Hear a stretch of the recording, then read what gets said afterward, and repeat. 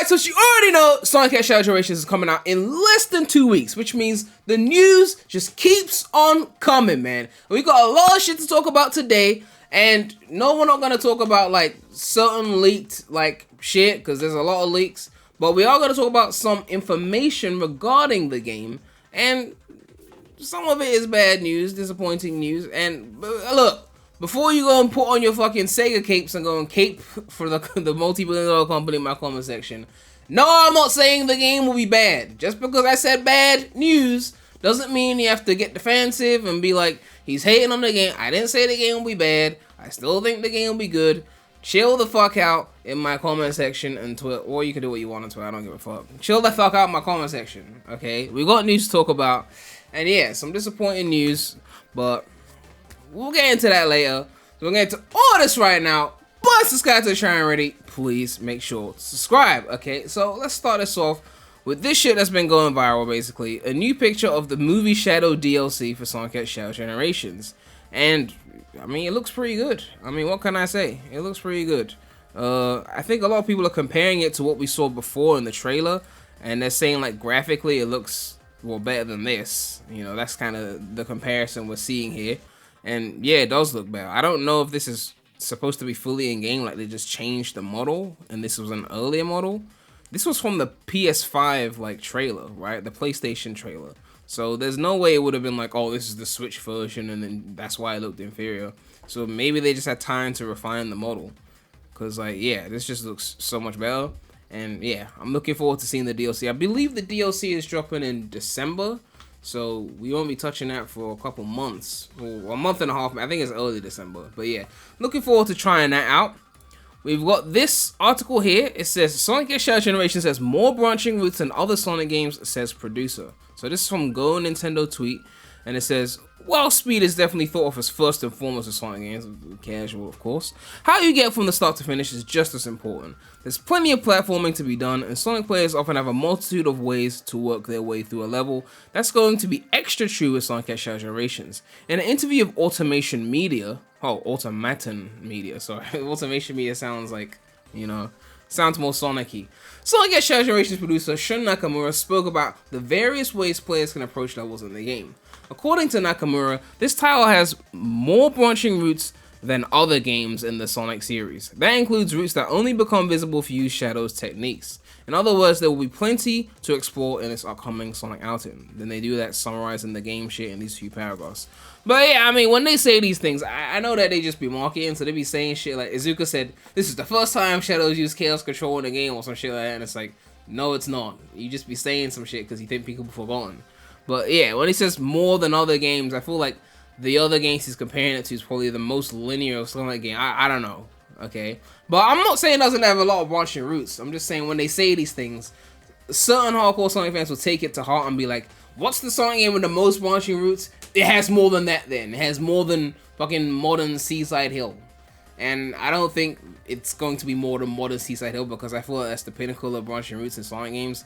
And I'm not even saying, this is not the bad news by the way, because I know some people might be thinking, this is what he's hating on, let's comment on that. No, I have no problems with this actually. In fact, I'm not like a branching route like fanboy like some of you people. Like, I'm fine with linear levels. You know, as long as there's good shortcuts to take. Your shortcuts are different from branching routes, right? There's a way to like cut corners and take certain shortcuts. I love that. And I love the challenge more, right? Like Unleashed has some linear ass DLC levels, but they're really tough and I love them. And I would love them more than, say, a level that's got multiple branching paths, but all the paths are easy, right? Like, I love Modern Seaside Hill in Generations, but I wouldn't put it over Modern Chemical Plant because I feel like Modern Chemical Plant is more fun as a level. It's not as open as Modern Seaside Hill. Neither is Modern Crisis City, but I like Modern Crisis City more than Modern Seaside. Like every modern level in Generations is from A to S tier to me. The highest ones being S, the lowest ones being A. So this is like splitting hairs, but I do put Modern Crisis City, Modern Chemical Plant, even Modern Green Hill over Modern Speed Highway. Over Modern Seaside Hill. So that should give you an idea of how I like judge level design, okay? Like branching routes are great and important, I enjoy them, but it's not the be all end all for me. Challenging level design, the ability to do unintended shit and unintended shortcuts, especially. You know, not necessarily breaking the game in terms of going through walls or anything like that, but just like the shit you could do with like, you know, SA1 with certain things, with like the spin dash, things like that. That's really fun. Or in Heroes, the way you could take really fun shortcuts by finding different ways to get through the level.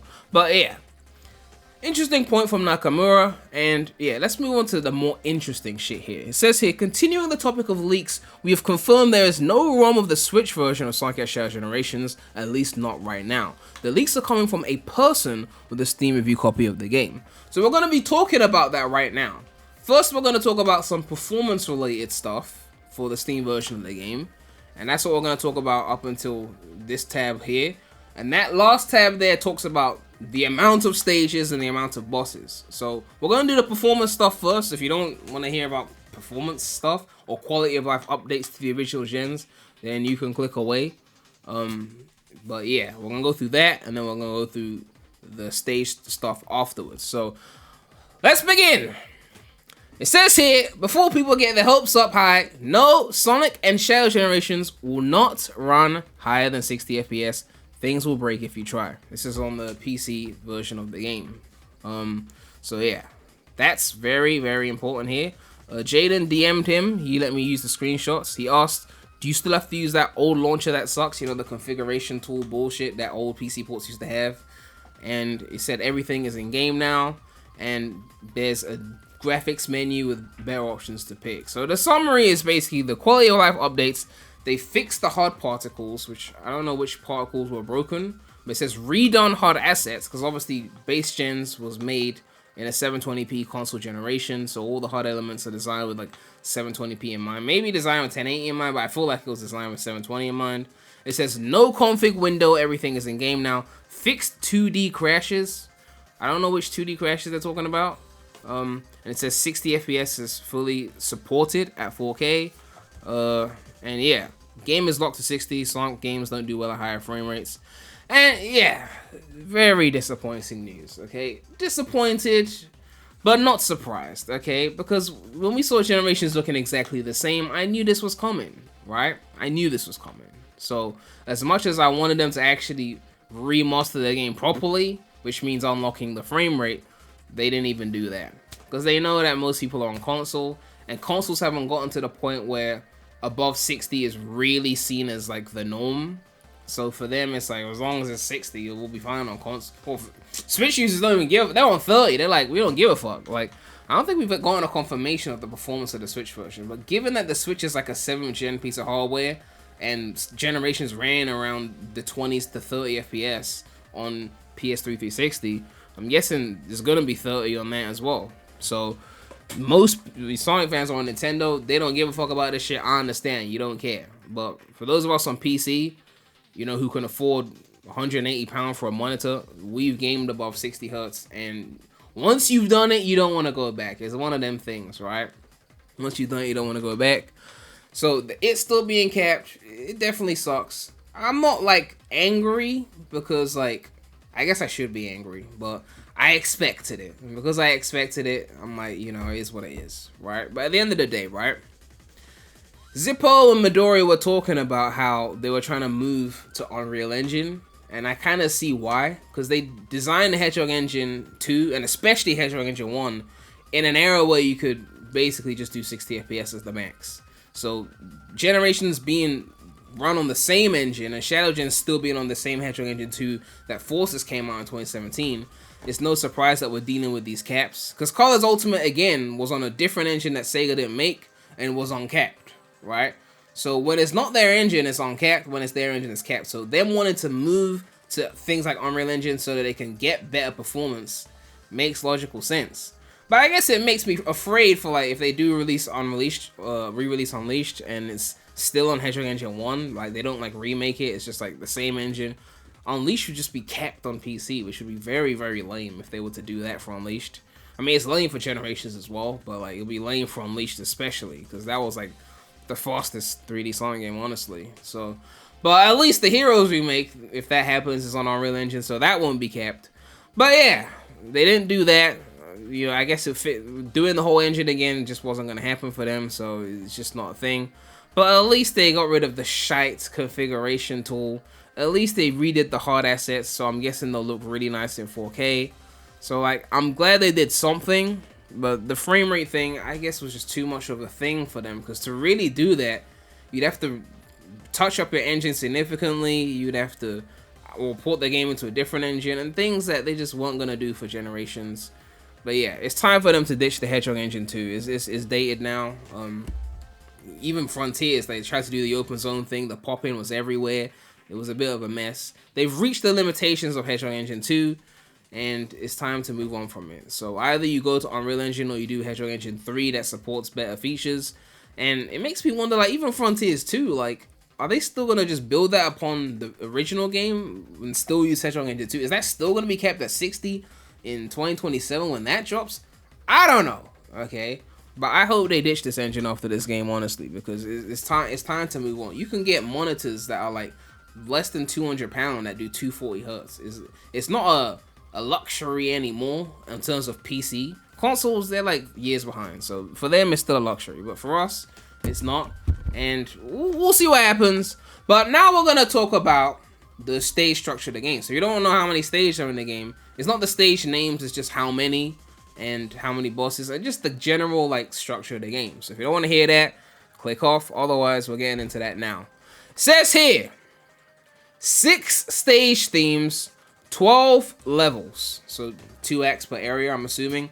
Whole lot of missions that are required to beat the game. I heard it was like 72 missions that total or something. You got boss gates, you got 5 bosses, redubbed and written cutscenes, and then there's a crossover with Sonic Generations. So I actually seen one of the redubbed cutscenes. I'm not going to show it here, but yeah, there's redubbed cutscenes, and Roger sounds like Roger. But yeah, Ian Flynn's definitely gone in and tweaked some of the cutscenes. But yeah, I'm not gonna talk too much about. I don't give a fuck about the story. It's still Roger. But in terms of the amount of content, I can see why Azuka tried to play the card of it's less content than Generations, because obviously Generations is 9 stage themes, and then that would be 18 levels. So this is 6 stage themes, 12 levels. Of course, these levels are longer. So the Generations levels are around 2 minutes long. Maybe Modern Planet was 3 to 5 minutes, depending on how good you are. But because these levels are longer, maybe that means that it's still more content in terms of levels. And then you got the missions and then the open zone, which will probably balance out the length in terms of the playthrough. So yeah, it probably is around base gen's length, maybe slightly shorter. That seems accurate. I don't know if the second acts are all 2D. We've seen 2D Kingdom Valley, but I don't know if that's an act 2 or if that's a mission. Maybe the missions are the 2D ones, I don't know. But yeah, if all 12 levels are 3D, that's already more 3D than base gens. Because the first acts are all fully 3D, right, from what we've seen. So if it's like all the 12 are 3D and then they save the 2D for the missions, then that's a win in my books. But if it's like 6 3D levels and then 6 2D levels, like modern classic kind of style like base gens, and then the missions are 2D as well, then that's a lot less content. So it really depends on how this is distributed, right? I guess we'll see what happens when the game comes out, or when the Switch version leaks and someone streams it on, you know, one of those random streaming websites that's not Twitch. But we'll see, okay? But I'm not really mad at the length if it's 12 3D levels, because that's more than gens. So we'll see how that goes. You know, the missions will be interesting to see. Like, hopefully they're like similar to the best missions in base Generations. And for the record, the Vector mission in Rooftop Run is goated. You people are wrong, okay? Just for the record, I've been hearing some slander on that mission. That mission was goated. Stop hating on the goated mission, okay? But yeah, I wouldn't mind like a doppelganger mission to come back. Like, they had that in Generations as well. I always thought the doppelganger missions, well, they would be really good if there was actually a tough race, but they make them really easy. It's just like replaying the level again. I'd love to see the doppelganger races come back, but with an actual tougher doppelganger. You know, that would be a fun mission to have. Definitely some creative shit using the Doom powers. That would be fun as well.